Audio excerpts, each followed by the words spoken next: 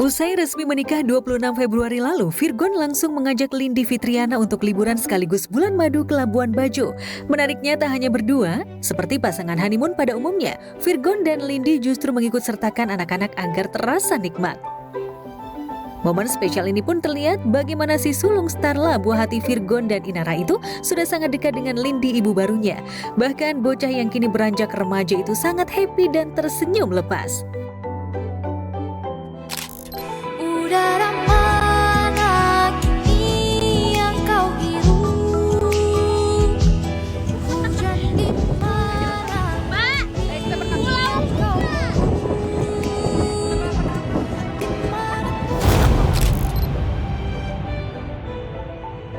Liburan ini pun seolah menunjukkan juga Virgon selama ini memang dekat dengan anak-anak dan anak-anak juga lebih bahagia tinggal bersama ayahnya. Setiap kali gue ngeliat mata anak gue gitu, setiap kali gue ngeliat mereka lagi tidur tuh, rasa bersalah itu tuh balik lagi ke hati gue kayak, lu harus jadi manusia yang lebih baik ya, lu harus jadi manusia yang bener ya, gitu. Lu jangan kecewain mereka lagi ya.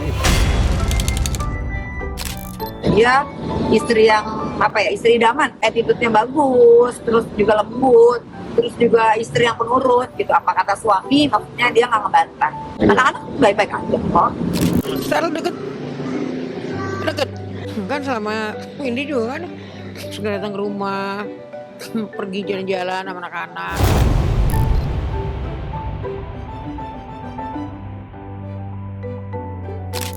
Di tengah kebahagiaan Virgon yang terasa kian sempurna, Inara Rusli justru dihantam cancel culture lagi. Setelah sekian lama sepi job, Inara akhirnya kembali mendapatkan endorse untuk review makanan sushi dari sebuah resto kekinian. Netizen yang kadung kesal pun langsung beramai-ramai memberikan bintang 1 alias review super jelek. Menurut aku kita mau dipuji ataupun dicaci, dua-duanya itu adalah ujian dari Allah sih. Ketika kita dicaci, ya itu dijadikan pelajaran bahwa ya kita ini memang gak sempurna. Barangkali dengan pujian yang terus-menerus tanpa cacian, aku bisa menjadi sosok yang seperti Firaun, auzubillah min dzalik, caranya.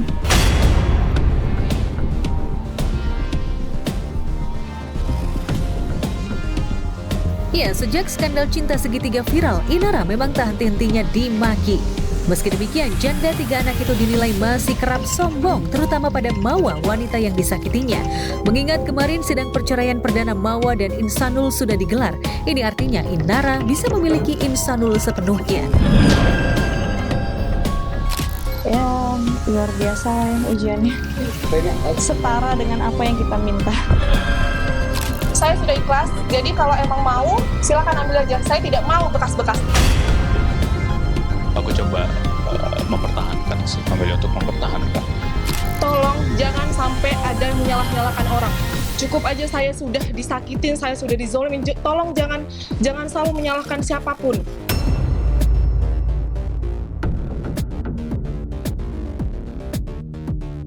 Kebencian netizen pun kian menjadi ketika Inara yang gagal tampil di TV itu justru mulai menjadi bintang tamu podcast berbayar bersama Tretan Muslim, Adriano Kalbi, dan juga Coki Pardede. Netizen pun kesal mengapa sosok wanita bercasing muslimah namun merusak rumah tangga wanita lain itu masih juga diberikan panggung. Itu kan menunjukkan bahwa memang orang itu akan lebih mudah untuk menghakimi daripada berpikir. Betul. Karena masa depan itu kan nggak bisa ditebak. Benar. Hari ini kita berjodoh sama siapa, besok sama siapa, wallahu alam.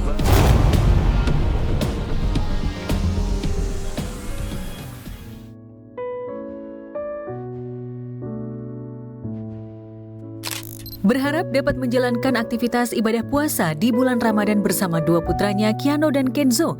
Nyatanya Paula Verhoeven tidak bisa mewujudkan harapannya. Kabar yang berhembus menyebut Baim Wong tidak memberi izin Paula membawa anak-anak selama berhari-hari di bulan Ramadan. Udah sounding kalau kakak nanti puasa ya, tahun ini mulai ikut puasa ya. Kalau lagi sama mama nanti puasa sama mama, terus gitu. Iya gitu ya, pelan-pelan sih. Jika benar sikap Baim demikian, pastilah bikin kecewa dan sedih Paula. Karena sebagai ibu, Paula ingin memanfaatkan momen kebersamaan bersama 2 putranya di bulan Ramadan seperti yang dirasakan Baim. Kesulitan menghabiskan waktu bersama anak-anak sempat diutarakan Paula pada akun media sosialnya. Nanti ya dek, adek bisa bobo sama mama kalau sudah diizinin lagi ya. Kalau soal komunikasi selalu dilakukan dan diupayakan, hanya saja keputusan selalu ada di satu pihak.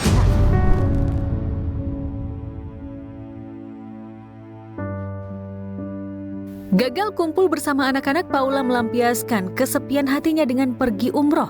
Bagi Paula, umroh di bulan Ramadan menjadi pengalaman pertamanya sehingga dia benar-benar fokus ibadah, berdoa, serta mencurahkan isi hati mengenai kerinduannya kepada dua putranya.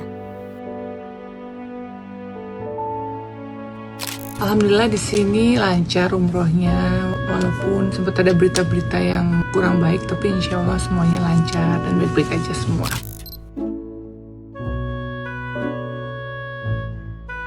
Selama berada di Tanah Suci, Paula juga tidak merasa kesepian karena dia kumpul bersama sahabatnya Natasha Rizky dan Feby Rastanti.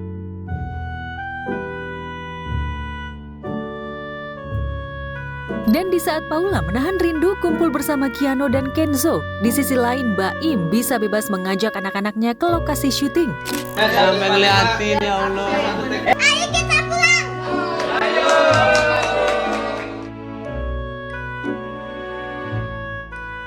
Kebersamaan Baim dengan anak-anaknya bikin iri Paula. Karena itulah setelah pulang ke tanah air, Paula akan berusaha kumpul dengan anak-anaknya di sisa bulan Ramadan yang tinggal sepekan lagi. Paula pun berharap Baim bersedia memberikan izin. Doain aja ya Mas ya, doain ya, pengen ya doain aja sih, semoga ya. Setelah ketenangan, mantan terpidana kasus penipuan CPNS bodong Olivia Natania alias Oi terusik kembali oleh tuntutan perdata para korban dengan tuntutan perdata ganti rugi tak tanggung-tanggung hingga 8,1 miliar rupiah. Kali ini giliran ibundanya Nia Daniati yang was-was karena sejumlah asetnya terancam disita. Pada undangan pertemuan yang diinisiasi Majelis Hakim Pengadilan Jakarta Selatan kemarin, di hadapan kubu korban CPNS bodong, pihak Oi hanya mengaku siap mencicil, tapi nilainya tak sefantastis yang diajukan. Sementara kubu Nia ogah meladeni tuntutan para korban. Hanya minta sebagaimana isi putusan, menggalikan uang korban CPNS bodong senilai 8,1 M. Mereka punya niat baik untuk mengembalikan, namun mereka nggak punya harta. Kami dari pihak Olivia Natania keberatan disuruh ganti rugi sebesar 8,1 miliar. Mereka mau mencicil agar bisa dikembalikan uang para korban. Menarik klien saya yang bernama Ibu Nia Daniati tidak terlibat dalam perkara pidana yang telah berkekuatan hukum tetap. Meski pihak Oi dan Nia keberatan dengan tuntutan tersebut, namun pihak korban kekeh memberi waktu hingga 1 April 2026 agar skema cicilan itu bisa dipastikan. Tapi sebaliknya, kubu Nia bukan hanya tak sepakat dengan jumlah ganti rugi yang diajukan, tapi mereka mensinyalir putusan perdata itu diduga dilalui lewat peradilan sesat. Tak heran jika kubu Nia pun sesumbar tak akan sepeser pun membayar, apalagi menyerahkan aset, apalagi memenuhi uang ganti rugi yang diajukan. Tanggal 1 April kami udah bilang pada ketua pengadilan untuk disita dan diblokir hartanya. Melakukan upaya penyitaan yang melibatkan klien kami sebagai turut tergugat, apalagi menyita aset. Dan memang tidak ada orang lain, cuma si Olivia dan Rafli. Ya ditambah Ibu Nia. Cari berita selebriti dan lifestyle yang lagi viral. Di sini tempatnya. Yuk subscribe, like, dan share. Oke Zone Vibes. All the vibes you need.